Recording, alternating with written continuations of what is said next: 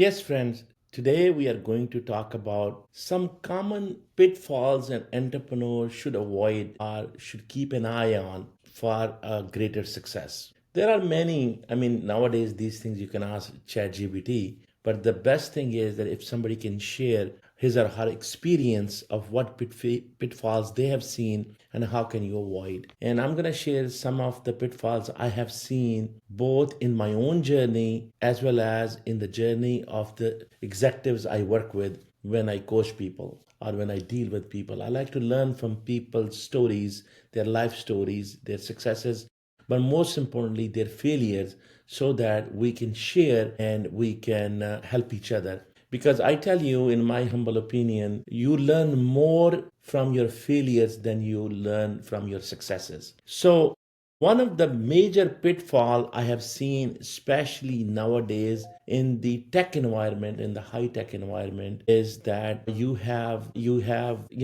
people, lots of youngsters who are coming in the high tech industry, and they just have they shoot for the moon and they talk about big numbers because they only have seen the successes, they haven't seen the failures. So, one of the major pitfalls is that basically people do straight line revenue thinking that, okay, if I'm making $1 million a month this month, that means it's going to continue in a straight line and I'm going to make $12 million in a year. So that's kind of the straight line forecasting they do. Extrapolate, they build their performa based on a small success without looking at the reality of life, that life is never a straight line. It goes ups and downs. So I was talking to a tech entrepreneur who was having a great success in the beginning, and they were making $3 million a year. When I say making, they use this word making, even though that was their revenue. And I asked them, when they used the word making, I said, what do you mean by making?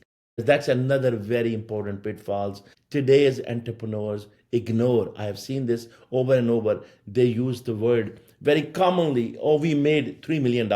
Reality is they may have not made even $1 million. They may have not even made anything. They may have lost. And I'll explain you, in further discussion, that how making and net profit have a major difference. So a lot of entrepreneurs use making as mean revenue. So their revenue is really that. And then the other thing is, which our major point is, that extrapolating the revenue on a straight line. So I've seen many young entrepreneurs, when they have a short success, they multiply that to years, and then they kind of start presenting and thinking and believing that they are millionaire or billionaire, not even a millionaire. They say, oh, they have $1 billion company. The reality is that they're just extrapolating their number to the year and then multiple years. So I've seen some tech entrepreneurs that they have been talking about, oh, I made $3 million this year and this month, and I'm going to have the whole year, my revenue is going to be $50 million, because they multiply the months and then they add the factor, and then they say, okay, well, now my revenue is this, now I'm going to use a 10 factor of valuation, and then now $50 million becomes $500 million, and now here you go in all the media. So, and then and unfortunately nowadays people can buy certain media outlet as a as an article, and then they present themselves that way. Now the other pitfall is that misunderstanding of the liabilities. They talk about, when they say making mean revenue, they may have lots of liabilities, and they don't realize that, okay, yes, they had a revenue of $3 million a month, but what was the obligation? Because they didn't realize what their obligations is. There were obligation in terms of all of their supply base, their materials, their services, their transportation, their supply chain, and most importantly, their legal costs. Because people are in very kind of risky business, and there's a lot of legal ramifications, and they don't realize there could be huge legal ramification, and then there could be huge supply chain costs, subcontractor costs, and they look at the pricing model without really looking at their entire business model. And I've seen them, because these are a lot of very young entrepreneurs who have great success, and they see, oh, our pricing is great, and they go out and compete in the market. And then another very important and big cost, these guys spend lots and lots of money on social media marketing and basically on digital ads. There are a lot of people who advertise on social media like Facebook and Twitter and what have you, and they don't realize that that cost is going to all add up. I have seen many companies going under because they have, number one, very false extrapolation pro forma on their revenue, and then they have a very faulty calculation of their back end costs. And that's the reason I keep saying, please make sure you keep an eye on the front end. It's important. When you divide, then you can conquer. So that's the reason I always divide the company into two halves, the front end and the back end, because a lot of entrepreneurs are very front end focused. They don't even have the experience in the back end, because back end mean operations, back end mean accounting, finance, legal, HR, vendor management, supplier quality engineering, supplier quality assurance. That's what all back end mean. And then I have seen entrepreneurs who have basically a very strong front end. They have very strong sales skills. They can sell almost anything because they are using lots of promises in digital media, and then they fail in execution because they didn't have a good back end.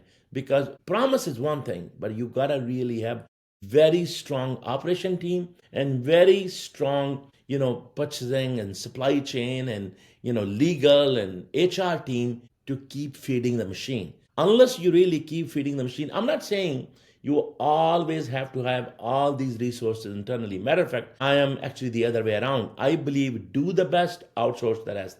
If you believe you are very good in selling, sales, and marketing, that's fine, do that. But then make sure you have right partners, and then you have right people to keep vetting those partners. People who are constantly going out and checking procedure and policies and the product and services of what you are actually going to ship to your customer, because you are the one who made promise to the customer. They didn't make promise to the customer.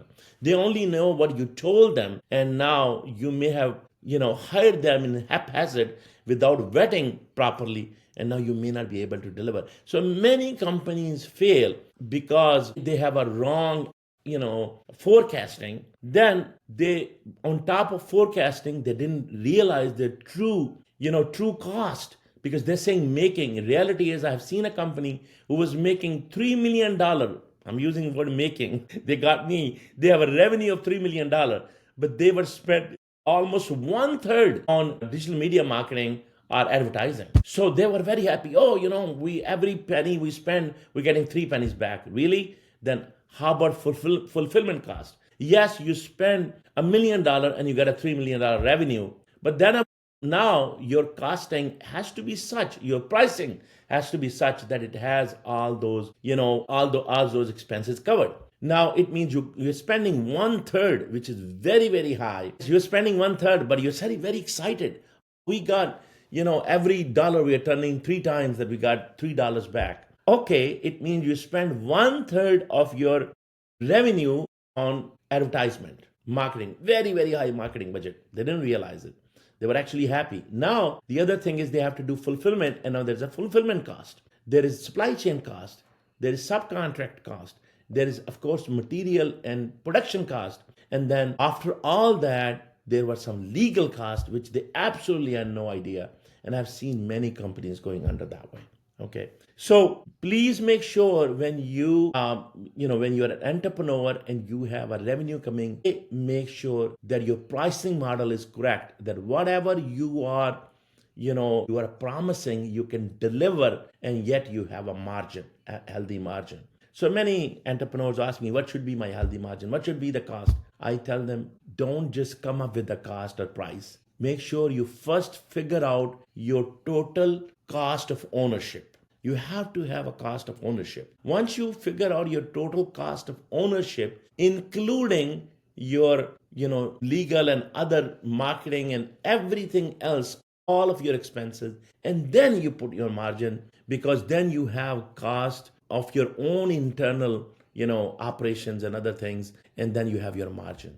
So basically, it depends. What should be your margin? It depends on your industry. Are you in the high tech, high risk industry? Are you in really consumer industry? Are you in software? Are you in services? It all depends. So that really is some discussion you have to have with your team and your competitors. Maybe if you know what competitor is doing, or having a good consultant who has seen all these things and who can advise you that what is your true cost and what would be your true margin. Okay. And then other pitfalls I have seen is lifestyle. I've seen people started getting revenue, and without realizing how much they actually, keeping, because they have all those costs, they start buying very, expensive cars and expensive toys and having, business class and having suits, boots, and, and living in a very expensive condos and all that. Now they're spending all that money without realizing that they are really truly not millionaire. Forget about billionaire, because their cost of delivery may be even higher than their revenue. So it's not just good to have a revenue. It's very, very important to have healthy revenue that give you reasonable profit. And then you should have a spending. And that's the reason it's good to really keep both separate. You have just started a company. Good thing if you have a success, but make sure you stay humble. I mean, take many examples. Take an example of Warren Buffett. I mean, he still drive a very, very old car, live in a small house. Take example of many successful entrepreneurs. They actually are very humble, and not humble just by their words, but also their livings. So I've seen people going out of business because they have way overspent. There are many examples. I have an example of a real estate entrepreneur who was growing very fast, and we were all shocked that he, with his wife, they had a partnership, and they were actually buying properties left and right, and they were very lucky that they got some funding, some private equity funding, as well as some banks funding, because it was a real estate. People thought it's less risky. And then they built an amazing lifestyle. So, but no, a concept of a building to actually building a building and renting and profiting is a totally different thing. I met another real estate developer. Now I'm going to give you a real estate example, which is much safer interest in this, but you could also have lack of experience and you can have many pitfalls there. So I met with two other real estate developers just in last week who were actually trying to sell their portfolio. Come to find out that they were very excited. They got the approval. First of all, they got the wrong approval because they made a lot of commitment to the town and cities that, basically they have lots of, commitments they don't need to have. They should have negotiated that. And now they basically have private equity firms, as their partners who actually bought the land with them, and they have to pay them certain amount, which is a very high interest rate. And now they're trying to sell the project because they can't build it. Because when they want to build it, it is a time frame, and they have investors who they are, who they are paying, double digit interest rate. And then they're very excited. A lot of time people get very, very excited. Oh, we got this project approved. Now, does it have a right approval? What did you commit? And then at the same time, they say, oh yeah, we got the funding. Come to find out, their funding is extremely expensive. So you can have a project, and if you got the funding at a wrong price, what is going to happen? Because whoever is giving you funding, they know that you are a risky, proposition. So they're going to give you a much higher rate. And that's the reason, honestly, I don't get excited. I don't encourage people to go to, private investors are very risky, funds are very high interest rate funds, because those are the one who's going to actually break you. So before you can build, before you can build this good story, you lost it. You lost it, and now you are scrambling to sell your project. And now here's the problem. Now, since you bought the project at the wrong price, you have a commitment to the town who approved the project, and you have committed too many things, and now you have to deliver those. Now, if you can't build that, you are selling it. And now when you are selling the project, you are asking, per unit price. Yes, it's an approved project. You're entitled to ask, but you may be lucky and get some sucker who doesn't know what they're doing. But I have seen many projects in life, and I mean, like I said, I just saw three projects last week where these guys have overcommitted to the town. Their interest rate was very high, so you couldn't use their approval as is. You have to go back to the town and seek some relaxation. You really need to present the case to the bank, to the right bank with your leverage and get the right rate. Because if you use this, oh, we have a shovel ready project and it's ready to go, you take the project, you start tomorrow, but you don't realize it that they have lots of commitment to the city or the town. And if you build it that way, you cannot make money. So now they're asking lots of money. They bought the project for 100,000, got it approved, and they're looking for $1 million because they want to get overnight rich without realizing that they actually overspend doing engineering and development and all that. And then they, over forecasted and they overcommitted and their interest rates are bad. With all those things together, and now they already started, enjoying a lifestyle because they had money from one project and they were using that money to pay themselves very healthy income. And what's happening, the project is getting burdened, and unfortunately these projects going to go under, and then they will be on sale by bank or whatever. So this is how the short sale and the bank possession comes into play. But if you want to really be a very successful, smart entrepreneur, you first make sure that you do not over forecast your revenue. That's number one. Number two, you realize your actual delivery and product cost. And not only delivery and product cost, but the entire supply chain, including legal and HR and all the other marketing and sales cost. You got to figure all that out. And then you also need to make sure that when you get the approvals of that project, and whether or when you're committing to a customer, make sure you do not overcommit. Because whether that is to a city or a town or to your customer, at the end, you cannot overcommit. And even when you're dealing with the bank, you cannot overcommit, because I've seen people overcommitting to the banks as well. So make sure you don't overcommit.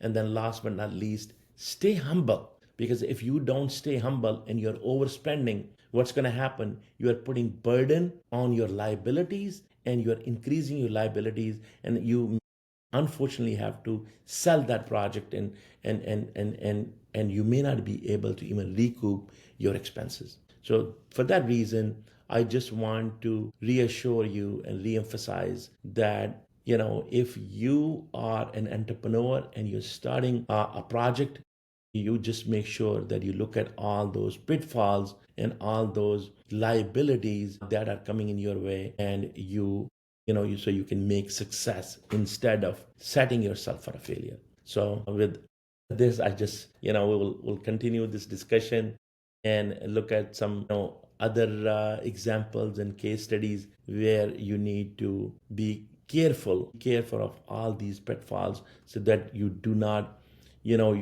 turn your opportunities to challenges. Make sure you turn challenges to opportunities by keeping an eye on these pitfalls, instead of turning your challenges turning your opportunities to challenges. So hopefully we keep learning from each other. I hope that we share our failures and our pitfalls so we can learn from it. With all that, God bless you all, and until next time, enjoy your life.